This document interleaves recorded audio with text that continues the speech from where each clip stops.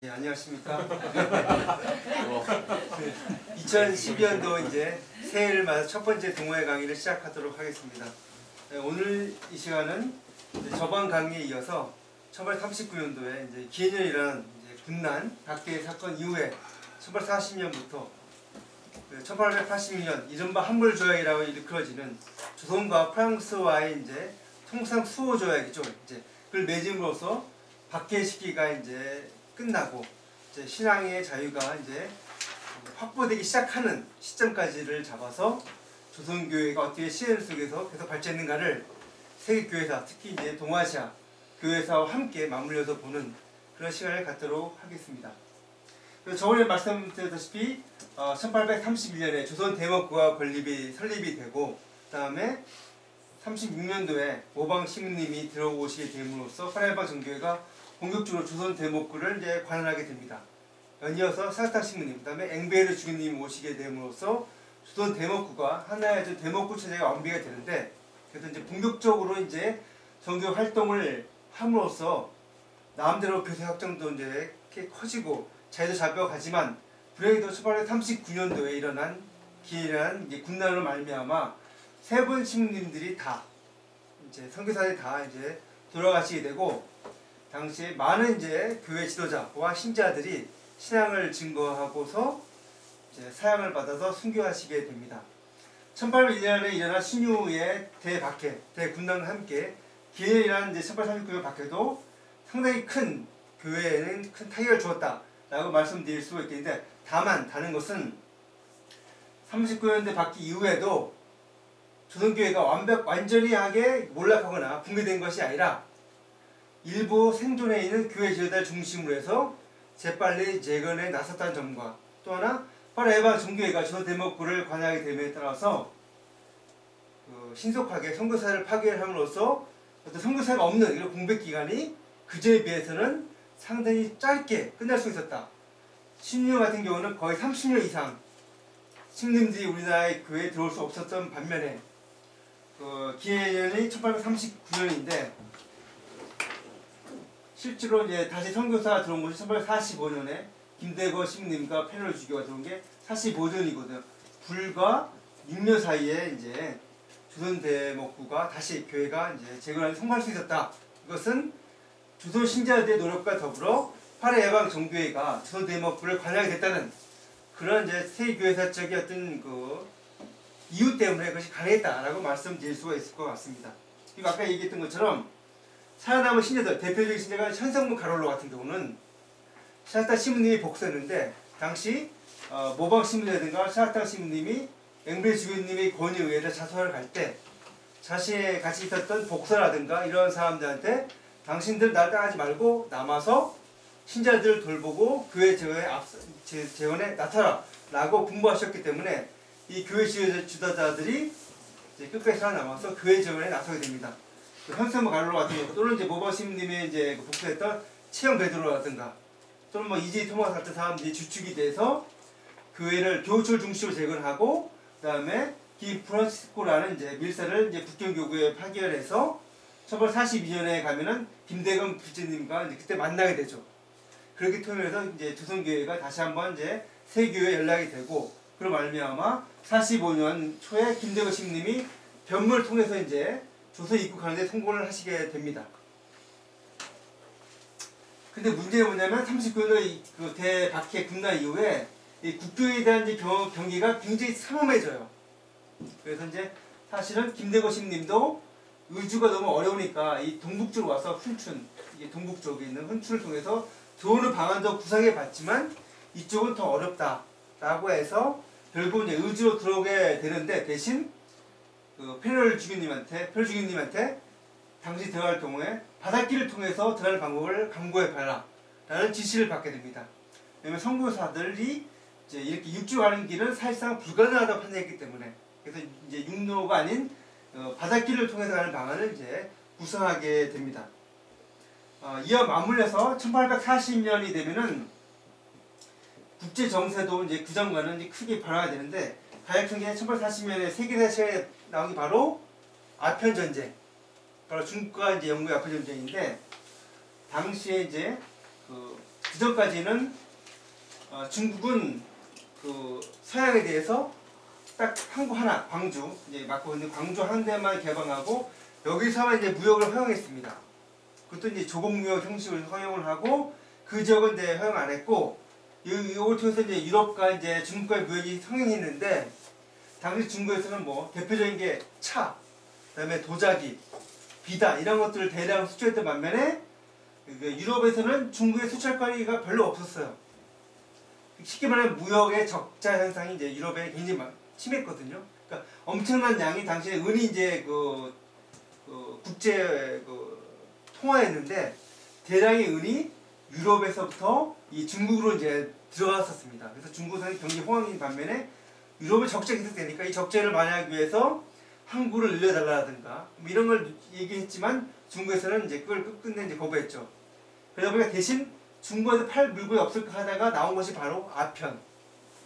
아편이 당시 중국에서 일종의 이제 치료약으로 이제 많이 이제 부분을 썼기 때문에 이 아편을 대량으로 들어오게 됨에 따라서 이제 중국이 이제 아편의 중독자가 늘어나고 오히려 이제 아편 때문에 무역 적자가 뒤바뀌게 됩니다. 대신 중국에서 엄청난 은이 이제 영국으로 흘러 들어가는 거예요. 그러다 보니 중국에서 안 되겠다 싶어서 군부와 임칙사가 이제 광주에 와서 아편무역을 금지시키고 아편을 불태우고 돼버리죠. 그 기회를 틈타서 영국이 드디어 전쟁을 일으켜서 중국을 무력으로 굴복시키고 1842년에 이른바 유명한 남경조약을 맺게 됩니다. 그러면서 중국의 항구를 개방하고 중국의 무역을 이제 확대시키는 계기가 되고 이 틈을 통해서 이제 중국에 있는 이제 서양에 있는 영사관이 이제 설치가 되고 그 틈을 이용해서 선교사들도 이 지역을 이용해서 활발하게 활동하게 되는 그런 시점이 된 것이 바로 1840년대 초다. 이 시점과 맞물려 있다. 바로 이 시점에 페로를 주교 같은 경우도 상해로 건너가서 이 상해를 중심으로 해서 이제 조선과 이제 교류를 하고 조선과 넘어갈 이제 길을 찾게 됩니다. 그래서 1845년에 김대거 신부님이 돛담배 하나 끌고서 이제 망망대해를 이제 건너서 상해를 도착하게 되는 게 바로 이러한 시점과 맞물려 있다라는 것을 말씀드릴 수 있겠고, 당시 상해라든가 강남 지역은 이쪽은 어디가 활동했냐면은 예수회가 활동하고 있었어요. 처음에 말씀드렸다시피 원래 이 중국은 포르투갈의 이제 보호권, 이 북경교구, 남경교구, 마카오교구 세 교구가 포르투갈 보호권에 있었던 지역이고, 나머지 지역, 이때는 뭐 사천이라든가 뭐 산서 이 지역을 교황청에 있는 포교성에 파견하는 그 선교 단체가 활동했었던 이런 식으로 나와져 있었다라고 말씀을 드렸거든요. 그런데 1838년도에 그 조선대목과 31년도에 생긴 다음에 38년도에 이 만리장성 이북과 이동 쪽에 있었던 만주 요동과 몽골 지역이 분리되면서 요동대목구가 생기게 됩니다. 그러면서 북경교구가 줄어들고 포르투갈 보호권이 줄어들게 되죠.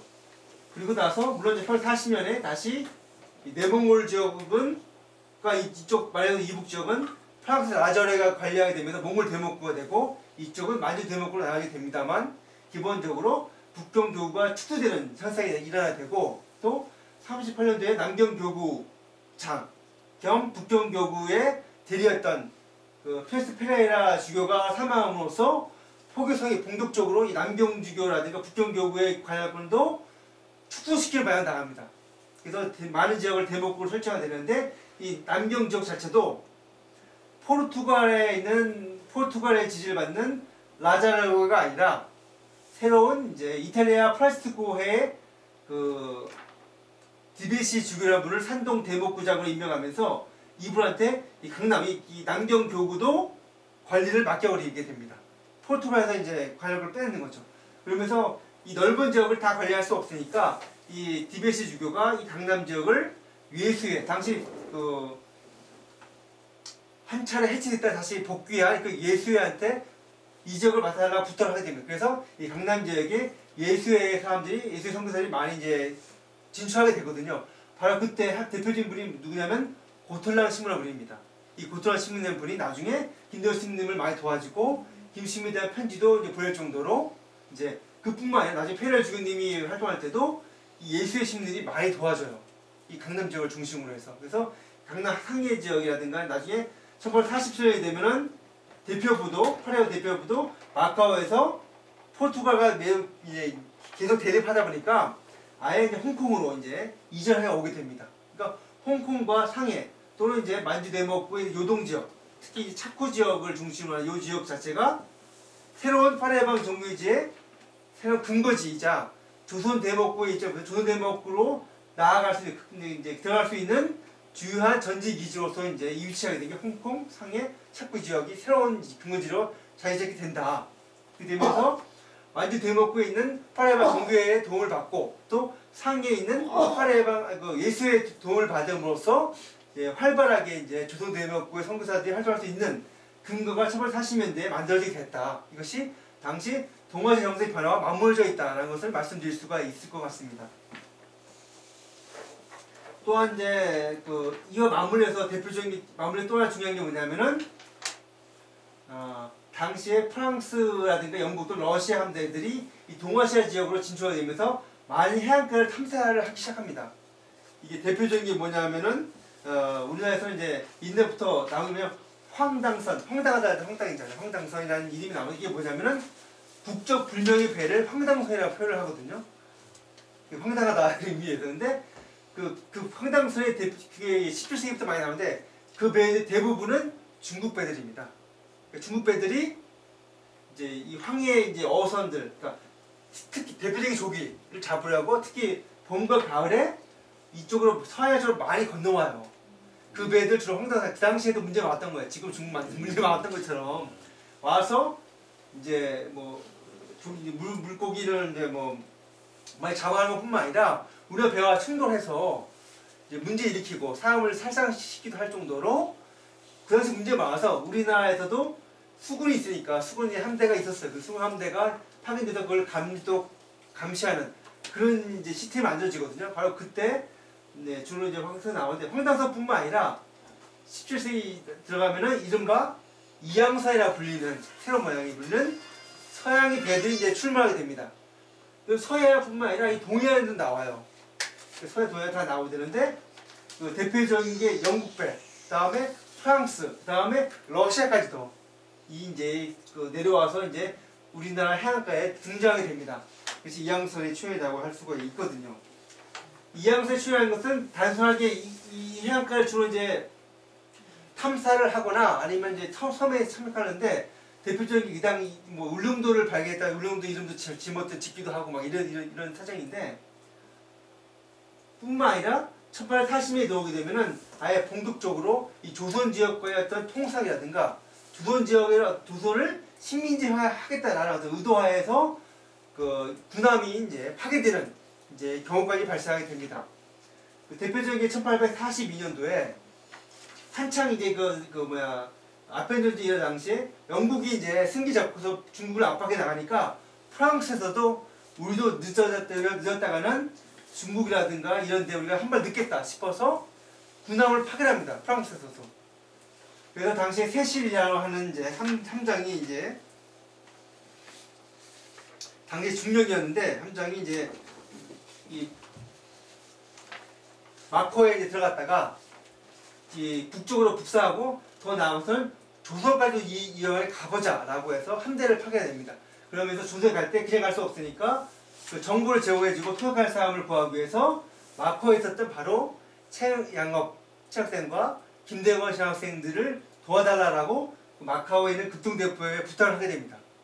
통역으로 부탁. 그래서 이 기회에 조선으로 들어갈 길을 찾자 해서 당시에 조선에 파견되었던 웨트르 신부님과 김대건, 최양업 신부가 같이 이 세시간의 프랑스 군함을 타고 북쪽으로 올라가게 돼요.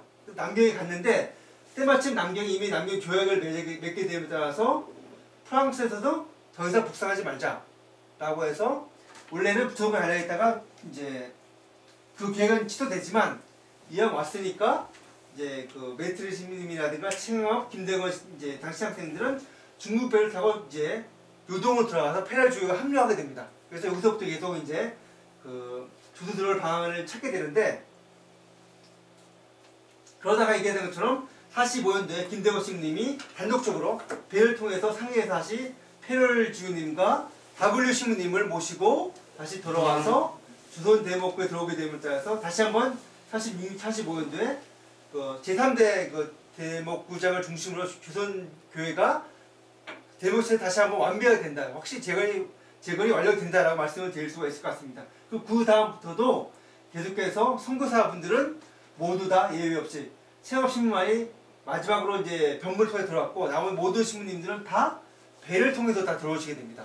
그래서 이 서해안을 통해서 배가 들어와서 우리나라 배가 접선을 해서 들어오는 방식으로 해서 들어오게 되는데 그래서 배로 들어올 경우에는 이제는 2주 들어올 때는 한 번에 한 명씩 1년에 한 명씩밖에 못 들어왔는데 왜냐면 의주에 아무거나 다 얼어붙어 되니까 그걸밖에 안 되고 너무 위험하니까 한 명에 한 번밖에 안 되는데 배로 갈 때는 배의 특성상 여러 명 올 수 있잖아요. 그래서 많게는 4명까지도 배를 타고 올 수 있는 그래서 또 많은 짐도 배에 타고 오니까 할 수 있어서 그부터는 이제 많은 신부님들이 상당히 많은 이제 짐을 가지고 들어올 수 있는 방법이 이때부터 이제 고안되었다라고 말씀드릴 수가 있을 것 같습니다. 딱 이런 이제 정수의 변화성이 가능했던 거고요.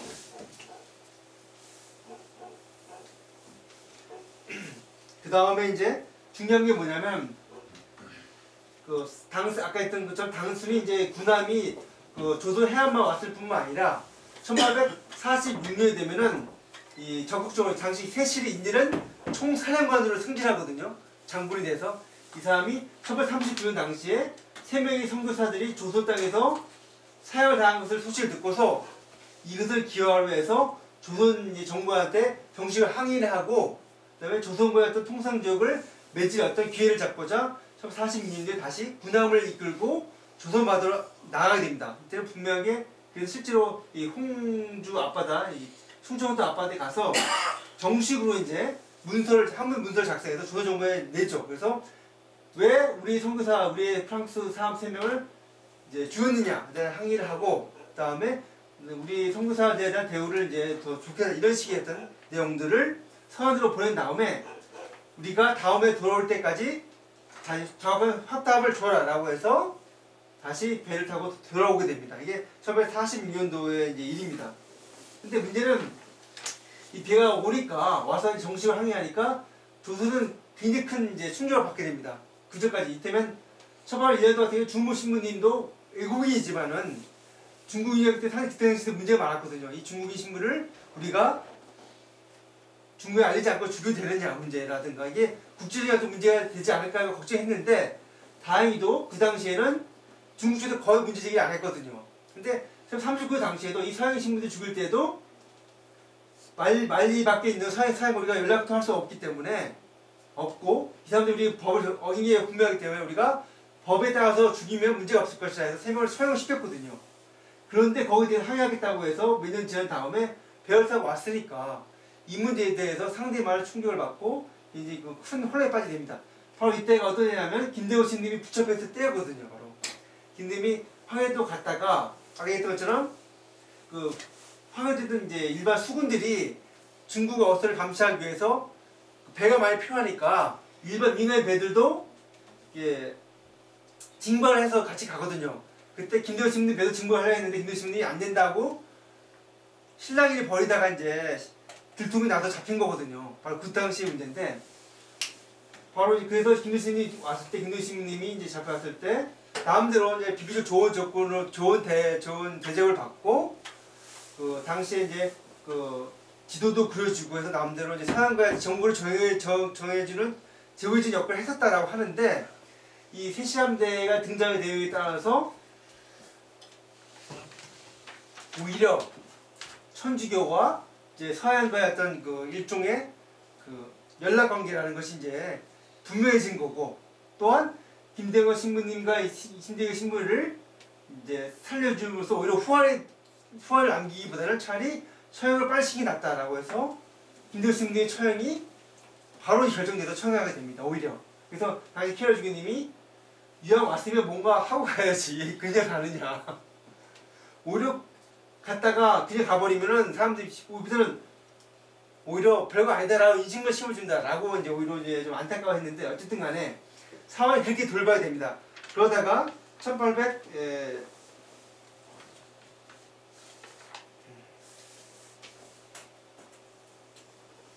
47년도에 이때는 세실이 이제 자기 부하 함장을 이제 보내서 다시 그 답서를 받아와라, 조선 답서 받아와라 다시 보내게 됩니다. 근데 조선에서는 기본적 원칙은 그겁니다. 우리 사연과 외연결 맺을 필요성도 없고 그럴 필요도 없고 그럴 생각도 없다.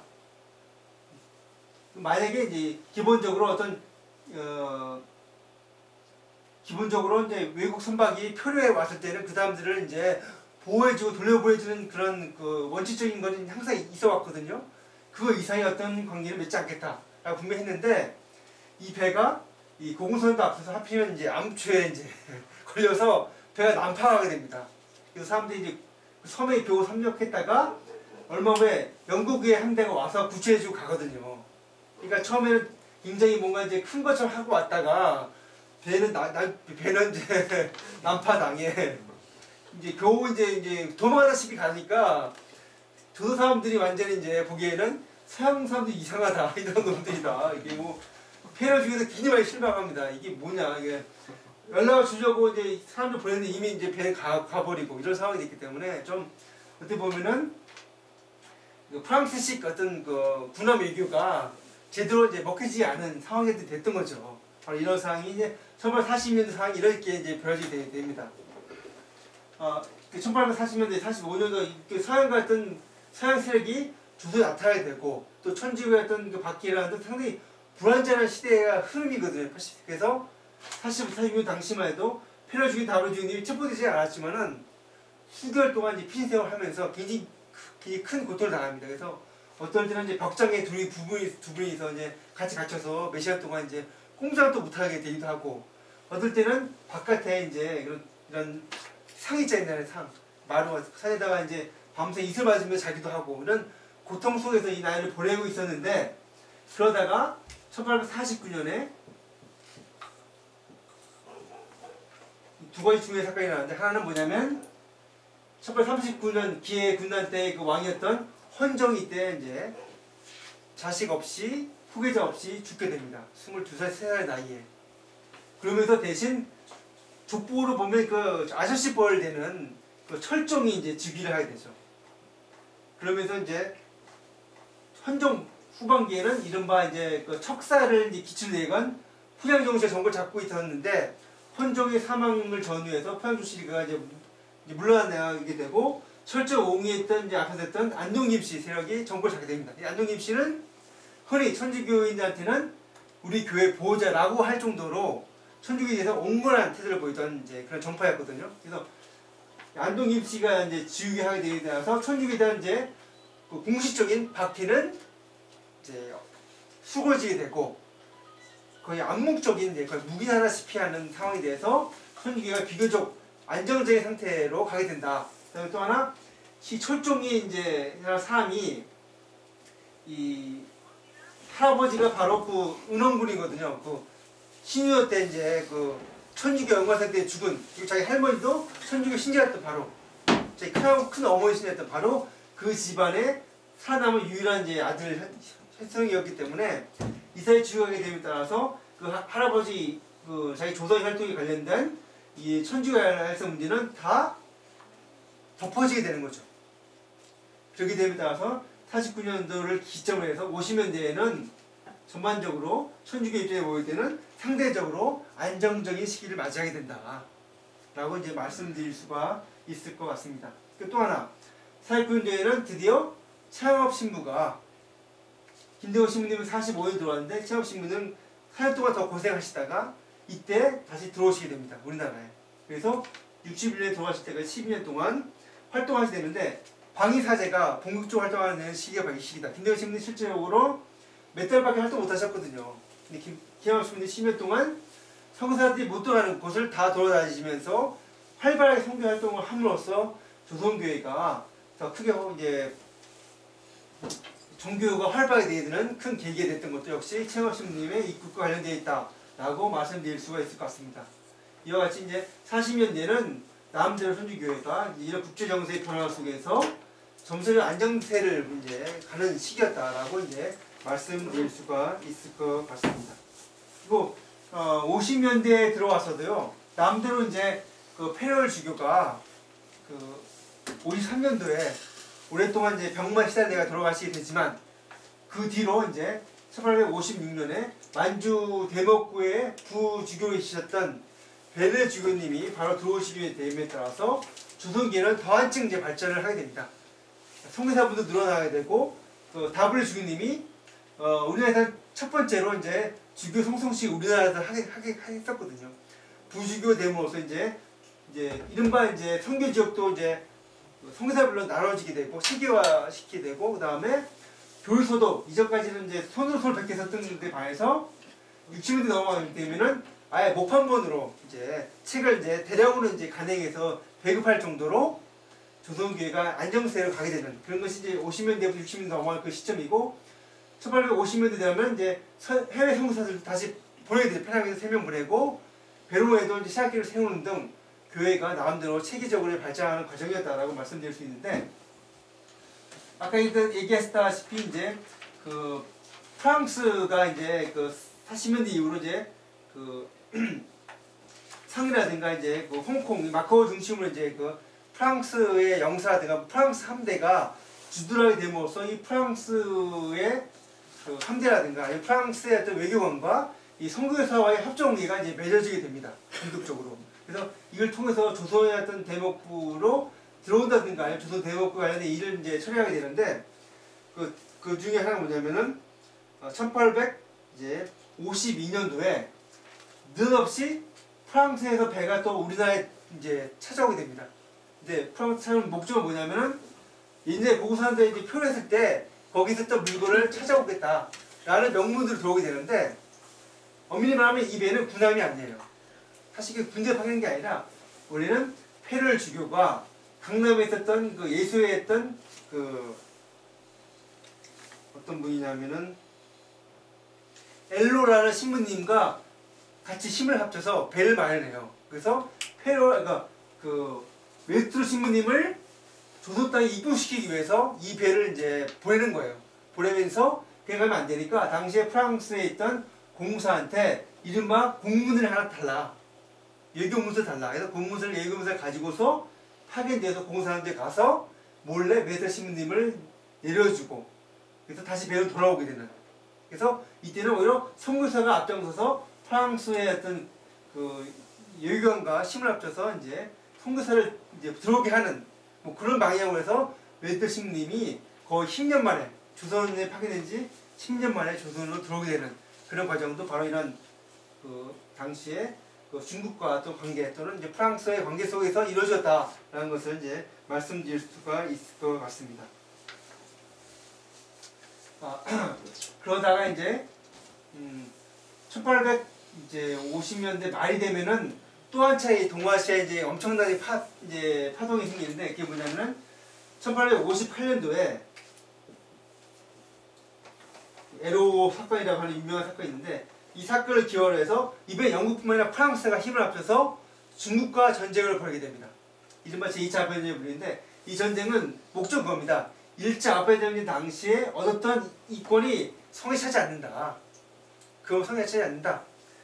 중국에 대한 한국을 더 개방시키고 중국에 대한 무역을 더 확장시키겠다.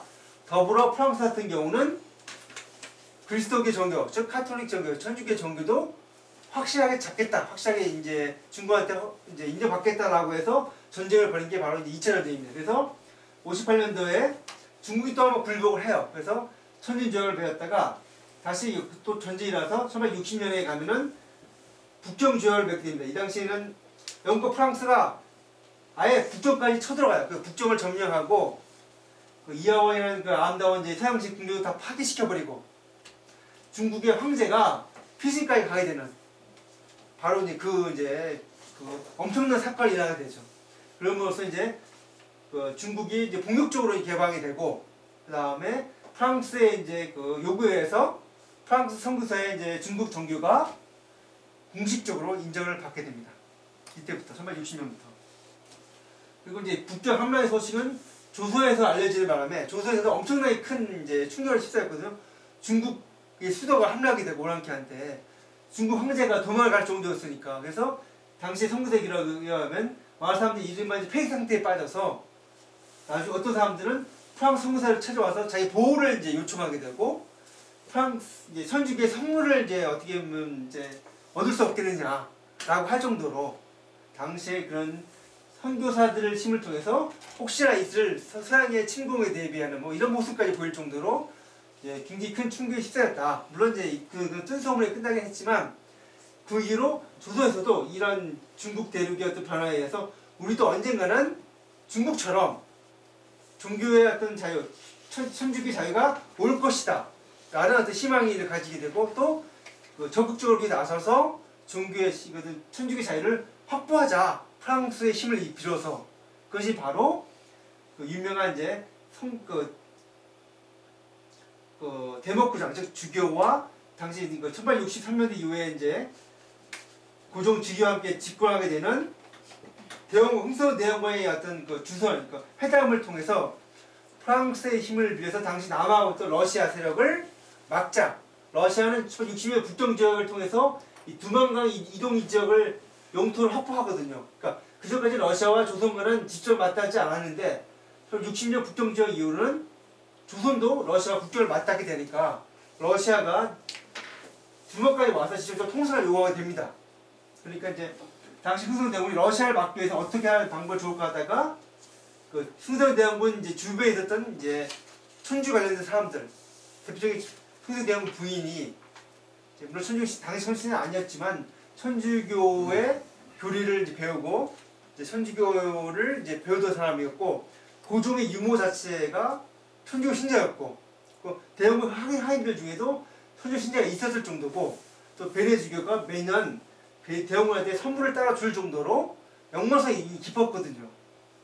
그러니까 당시에 몇몇 사람들이 이제 신자들이 이제 그 방책을 짜서 주교와 이제 대원군이 이른바 단판을 지어서 프랑스의 그 연락해서 프랑스 힘을 러시아를 막고 그 대가로 천주교 자유를 인정받자라고 하는 회담을 해서 거의 성사된 지역에 갔다가 당시에 러시아가 남하하다가 그쯤 1860년쯤 돼서 통상 요구가 이제 주춤하게 됩니다. 더 내려오지도 않고 요구도 없어요. 그러니까 위기상에 이제 물러난 다음에 이 대원군 정권 자체가 원래는 안동 김치 세력에 반대하는 사람들 다 모아놓은 이른바 연합정권이거든요.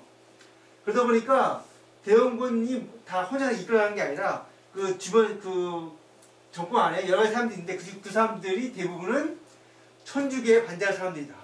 그러니까 거기도 안동 김씨들이 있었는데 그 안동 김씨들은 이전 안동 김씨들과 달리 천주교에 이제 대해서 부정적인 사람들이었거든요. 그러다 보니까 대원군이 오히려 이걸 천주교의 관련성을 갖고 있으면 오히려 자기가 곤란해지게 되니까 역으로 이제는 먼저 나서 천주교를 탄압하는 데 앞장서면서 자기를 모멸하게 되고 이 문제를 이제 정권을 강화하는 차원에서 갑작스럽게 천주교를 박해하는 걸로 가게 됩니다. 그래서 순식간에 12명의 선교사를 9명의 선교사를 체포해서 처형시켜버리고 유력한 교회 지도자를 다 잡아서 처형을 시키게 됩니다.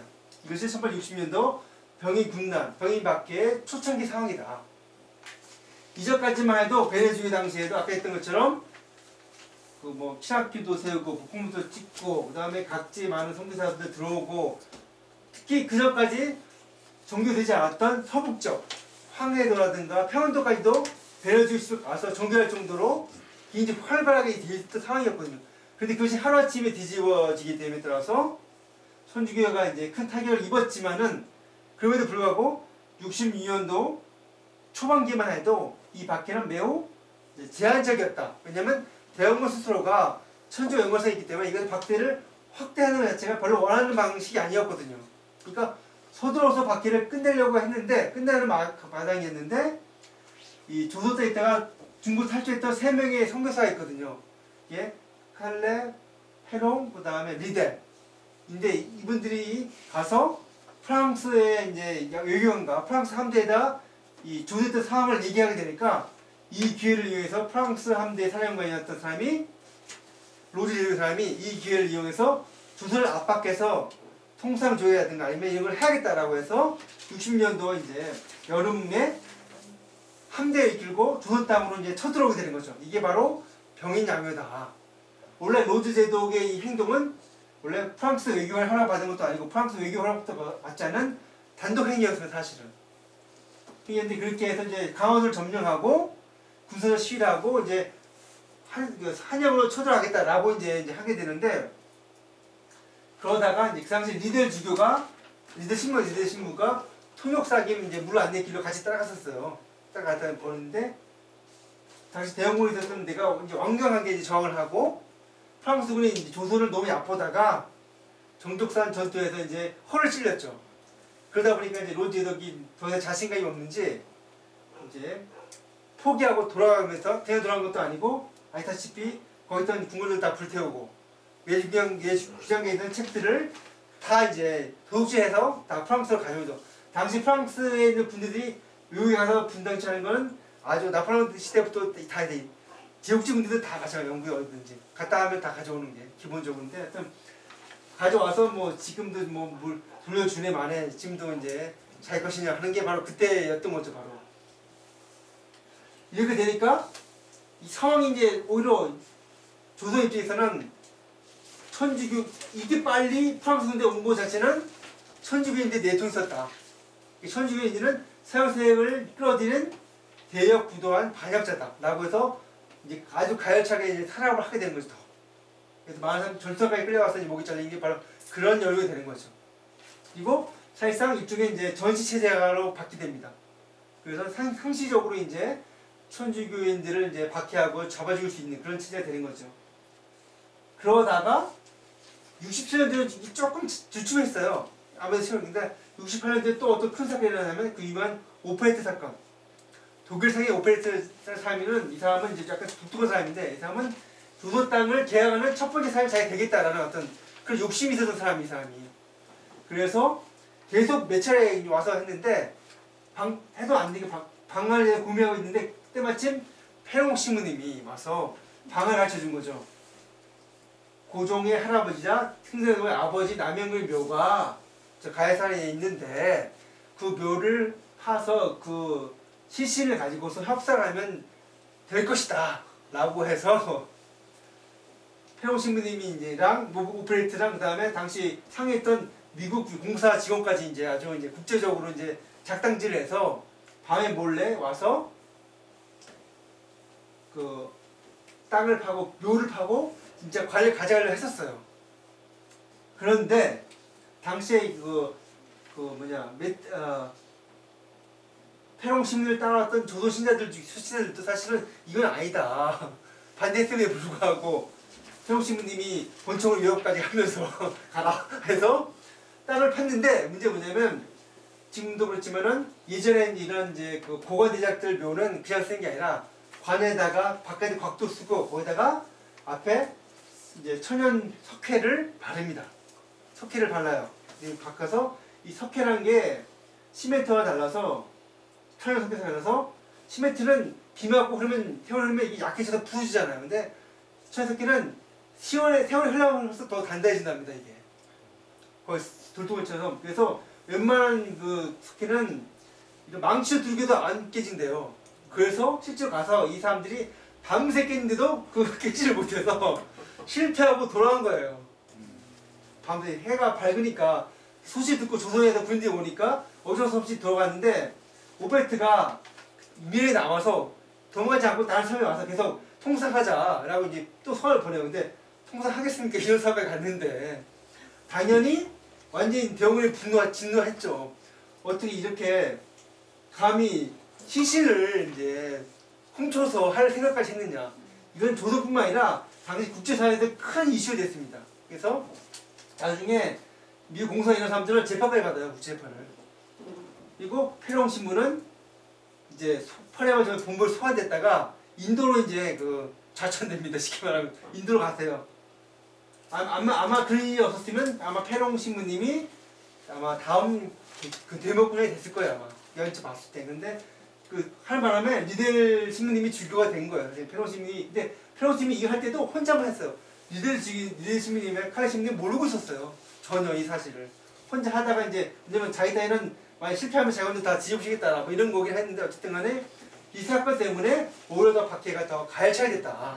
뿐만 아니라 이제는 완전히 반역자뿐만 아니라 폐륜적인 존재까지로 완전히 날뛰기 찍어서 어떤 소매가 들었냐면 당시 조선삼도면은 천주 신하들이 우물에 독약을 푼다 라는 소문이 돌 정도로 아주 이제 극악무도한 인간들이라고 해서 더 처참한 상황이 됐다.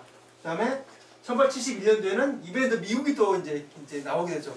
왜냐면 66년도에 제너럴 셔먼이라는 이제 상선이 평양 앞바다에 와서 또 통상을 요구하게 되죠. 근데 이 말 상선이지 포가 12개 달려있는 거의 군함급이었거든요. 그래서 평양에서 물러가라 라는 데 끝까지 와서 했을 뿐만 아니라 이제 우리나라 장까지 포로 잡아가고 했기 때문에 결국은 군인과 민간인이 이제 그 배를 포위해서 다 불태워버리고 당시 배 안에 있던 개신교 목사까지 때 불에 다 죽었죠. 이 사건 때문에 항의하기 위해서 1871년에 미국에 있는 그 유명한 이제 해병대가 와서 강화도를 점령합니다. 그래서 우리나라에서는 당시 이제 강화도가 한 100명 왔는데 강화도에서 3,000명이 와서 싸웠거든요. 100대 3,000. 근데 무기에 열악한 무기 때문에 3,000명이 이제 엄청난 살상을 이루고 졌는데 미국 군대도 계속 주둔했지만은 조선에서 끝까지 이제 항전하겠다 그러니까 결국 미국도 포기하고 물러나게 됩니다. 하여튼 이 길에서 미국이 지금 역시 서양 세력들 역시 애꿎은 서양 천주교 신자들이 가서 또 많이 죽고 또 실제로 미국에 왔을 때 신자들 사람들이 미국 함대까지 올라가는 사람도 있었어요.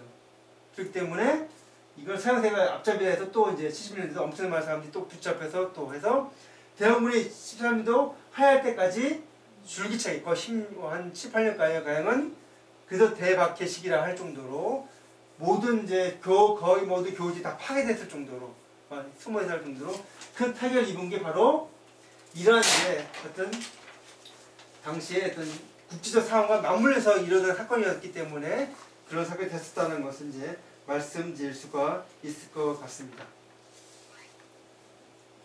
하여튼 이 경우를 통해서 엄청나게 많은 타격을 받았는데 그럼에도 불구하고 파라야방 정부에서는 계속해서 다시 조선을 다시 입국하려고 노력을 했습니다. 아까 했던 칼레 신부님, 리드 신부님 같은 경우도 그렇고 그 뒤에 무슨 뭐 블랑 신부님 같은 분도 계속 이때는 이제 상해뿐만 아니라 일본 나가사키라든가 또는 찹부를 중심으로 해서 이제 계속 조선 입국을 시도하다가 1876년에 가서야 드디어 입국에 이제 성공하게 되죠. 그리고 77년도에는 이제 리드 주교님이 11년 만에 저희가 저도 11년 다시 돌아오게 되는데 하여튼 이때부터 다시 파라야방 정부의 신분이 들어와서 현재까지 이제 대한민국에 이제 남아 계시죠. 파라야방 신분들이 이때부터 계속 인정받게 되는데 76년은 또 하나 어떤 기념이 바로 이제 일본이 강화도로 군함을 보내서 강화도 조약을 경제 통상 조약을 맺게 되는 그 시점이 바로 1976년이다.